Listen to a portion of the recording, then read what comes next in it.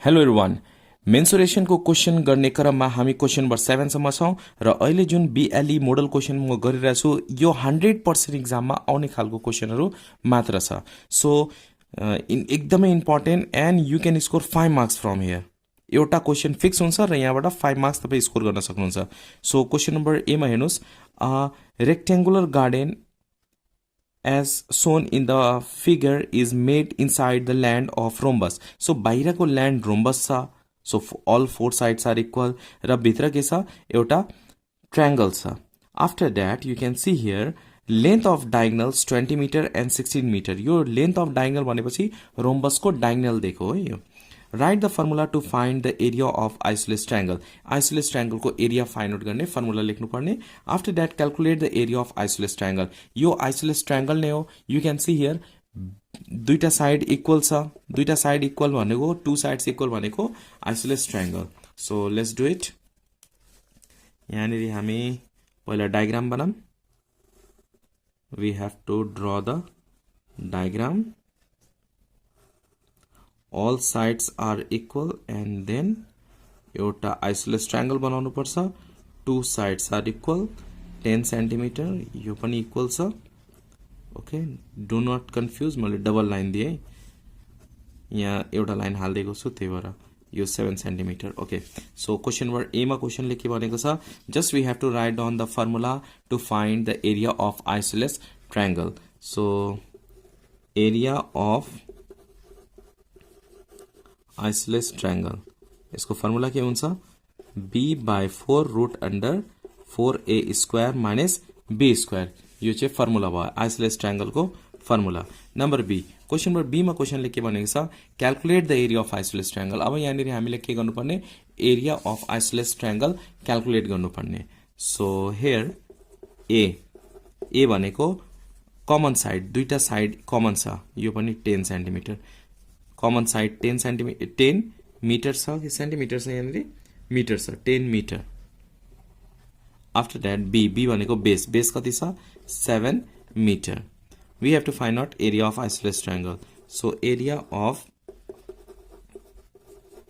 Isosceles triangle is equal to b by 4 root under 4a square minus b square. Okay, b base कति छ यहाँनिर 7. So we can write 7 by 4 root under 4a square. 4 a को value कति छ 10. So we can write 10 whole square minus b भनेको 7.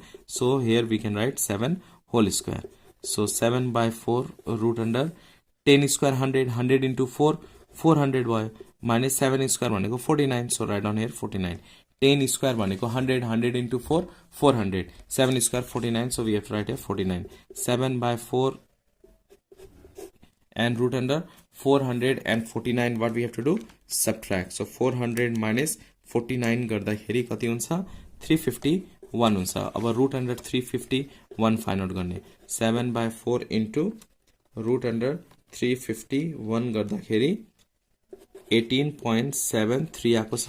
Let's multiply with 7 सँग multiply गर्ने अनि 4 सँग डिवाइड गरिदिने 32.786 मिटर स्क्वायर यति आयो. यो के को भ्यालु भयो एरिया अफ आइसोसेलेस ट्रायंगल. हामीलाई क्वेशन नम्बर बी मा सोधिएको थियो calculate the area of isosceles triangle. We got here this. After that number C मा क्वेशनले के भनेको छ find the area of remaining part of land excluding the isosceles triangle. अब हामीलाई के निकाल्नु पर्ने यहाँनिर एरिया अफ रिमेनिङ ल्यान्ड भनेको यो एरिया अफ ल्यान्ड निकाल्नु पर्ने. यो पुरै ल्यान्ड छ ल्यान्ड भित्र एउटा ट्रायंगल छ ट्रायंगल बाहेक आइसोसेलेस ट्रायंगल बाहेकको एरिया अफ ल्यान्ड निकाल्नु पर्ने. So area of this complete land भनेको यो रोम्बस छ. सो एरिया अफ रोम्बस निकाल्ने पहिला. नम्बर सी हियर दुईटा डायगोनल दिएको छ d1 is equal to 20 meter and d2 is equal to 16 meter. d1 र d2 डायगोनलहरु दिएको छ. सो एरिया अफ रोम्बस निकाल्ने पहिला. Area of rhombus is equal to half d1 d2. So 1 by 2 d1 भनेको 20 छ d2 भनेको कति हो 16 छ. Let's calculate 2 10s are 20 10 into 16 160 meter square. यो भयो एरिया अफ रोम्बस. अब हामीलाई के निकाल्नु पर्ने area of rhombus excluding isosceles triangle. Area of rhombus isosceles triangle बाहेक एरिया निकाल्नु पर्ने एरिया अफ रोम्बस एक्सक्लुडिङ भनेको घटाउनु इन्क्लुडिङ भनेको जोड्नु excluding isosceles triangle okay so यहाँनिर एरिया अफ रोम्बस कति आएको छ 160 minus area of isosceles triangle कति छ 32.786 metre square okay let's subtract this to 160 minus this minus 160 गर्दाखेरि 127.213 मीटर स्क्वायर यो area of rhombus excluding isosceles triangle आयो अब क्वेशन नम्बर डी मा हेर्नुस् क्वेशन नम्बर डी मा क्वेशनले के भनेको छ if the garden B equilateral triangle having the side 10 meter how much land could be remained अब यो अलिकति डिफरेन्ट टाइपको क्वेशन छ यहाँनिर 1 मार्क्स दिएको छ तर अलिक बढी दिनुपर्ने किन यहाँनिर हामीलाई एरिया अफ इक्विलैटरल ट्रायंगल पनि फाइन्ड आउट गर्नुपर्ने हुन्छ त्यसपछि how much land could be remained भनेपछि ल्यान्ड कति रिमेनिङ भयो फेरि सबट्र्याक्ट गर्नुपर्ने हुन्छ area of land excluding equilateral triangle find out गर्नुपर्ने छ मार्क्स अलिक थोरै छ यो मोडल क्वेशन हो एक्जाम आउँदाखेरि you will score good marks for this question also. Now we have to find out area of equilateral triangle. अब area of equilateral triangle को साइड कति छ 10 मीटर छ area of equilateral triangle को formula के हुन्छ √3/4 a square number D मा so area of equilateral triangle formula के हुन्छ यसको √3/4 a square a को भ्यालु कति छ √3/4 a को भ्यालु छ 10 क्वेशनले दिएको छ 10 लेट्स क्याल्कुलेट 10 स्क्वायर भनेको के हुन्छ 100 सो 100 डिवाइड बाइ 4 गर्दाखेरि 100 डिवाइड बाइ 4 गर्दाखेरि कति आउँछ 25 आउँछ ओके √3 फाइन्ड आउट गर्ने √3 1.732 इन्टु 25 गरिदिँदा कति हुन्छ 43.30 ओके 301 मीटर स्क्वायर यो एरिया अफ इक्विलैटरल ट्रायंगल आएको छ अब हामीलाई area of land excluding equilateral triangle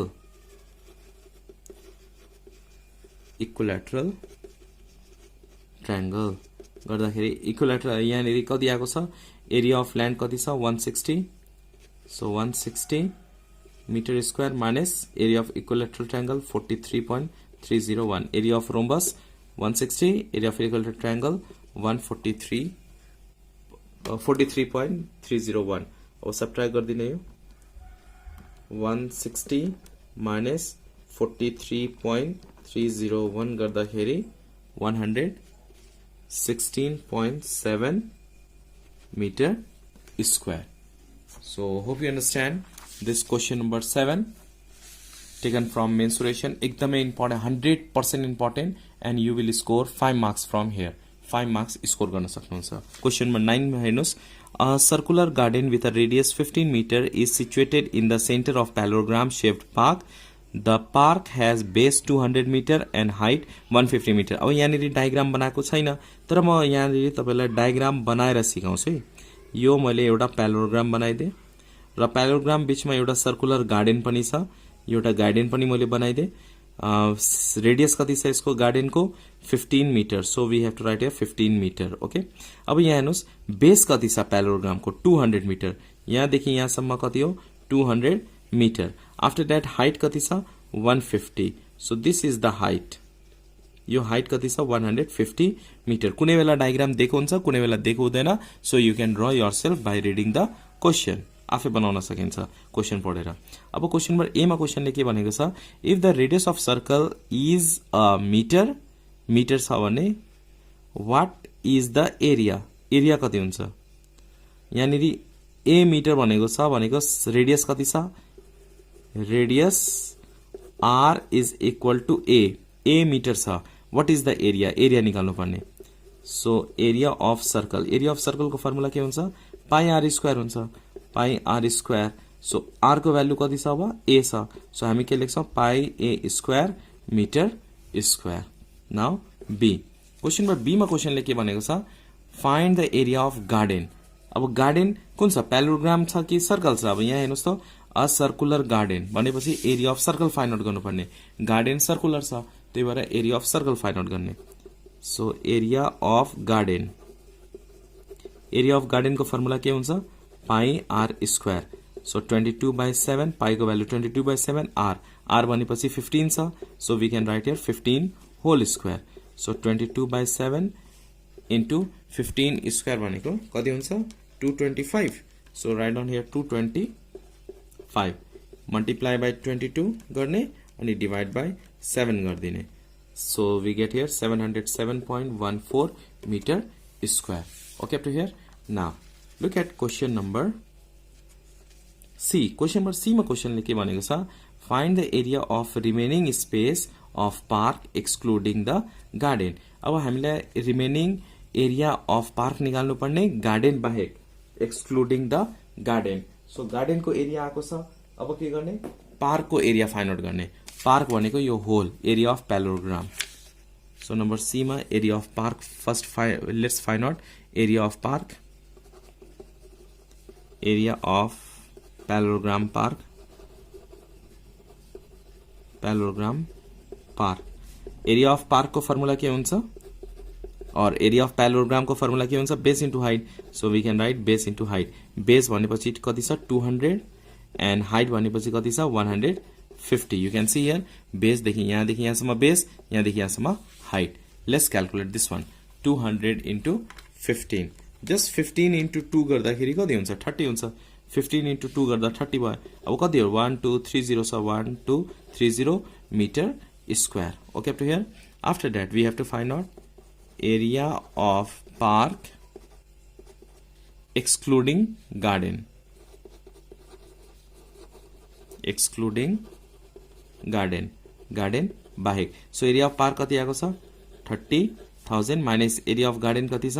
707.14। अब यो के गर्ने? सबट्र्याक्ट गरिदिने। ओके, सो 30,000 माइनस 707.14 गर्दाखेरि कति हुन्छ? 29292.86 metre square is area of park excluding garden. Okay, garden बाहेक एरिया अफ पार्क को एरिया छ। Number D. Question number D मा क्वेशनले के भनेको छ? यहाँ हेर्नुहोस् मजाले। If the radius of garden is increase by 6 metre. अब रेडियस अफ गार्डन, पहिला गार्डन कति थियो? 15 मीटर थियो। अब यो गार्डन को रेडियस 6 मीटरले इन्क्रिज भयो भने how much area of garden is increase? Garden को एरिया कतिले इन्क्रिज हुन्छ? कम्पेयर, हामीलाई कम्पेयर गर्नुपर्ने। अब यो 6 ले के भएको छ? इन्क्रिज भएको छ। So we can write here if the radius of garden increase by 6 meter, then new radius of garden। अब न्यू रेडियस अफ गार्डन कति भयो? सुरुमा कति थियो? पहिला कति थियो? 15 metre. So we have to write here 15 metre. र अहिले इन्क्रिज कति भयो? 6 मीटरले इन्क्रिज गरेको छ। When you add we get 21 metre. अब एरिया अफ गार्डन निकाल्ने, area of garden. Okay, formula same, pi r square. Pi means 22/7, r को value 21 and whole square. Let's calculate this one. 21, so 22 into 21 into 21 divided by 7 गर्दाखेरि 1386 metre square. अब कतिले increase भएको छ? क्वेशनले के भनेको छ भने एरिया अफ गार्डन 6 मिटरले इन्क्रिज हुँदाखेरि, रेडियस अफ गार्डन 6 मिटरले इन्क्रिज हुँदाखेरि गार्डन को एरिया कतिले इन्क्रिज हुन्छ? सो इन्क्रिज्ड एरिया लेखौँ यहाँनिर, increased area of garden. Okay, 6 metre increase हुँदाखेरि गार्डन को एरिया कति छ? 1386 मीटर स्क्वायर। र 15 मिटर हुँदाखेरि कति थियो area of garden? 707.14। So we can write here 707.14। Let's subtract this two. When you subtract, we get increased area of garden.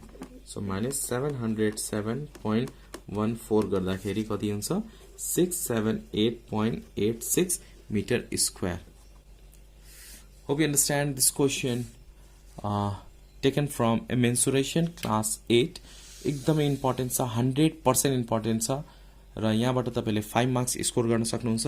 Video मन पर्यो भने प्लिज लाइक गर्नु होला, न्यू हुनुहुन्छ भने प्लिज सब्स्क्राइब र कुन टपिकमा भिडियो चाहिएको छ please comment to. Thanks for watching till last, keep supporting and keep sharing.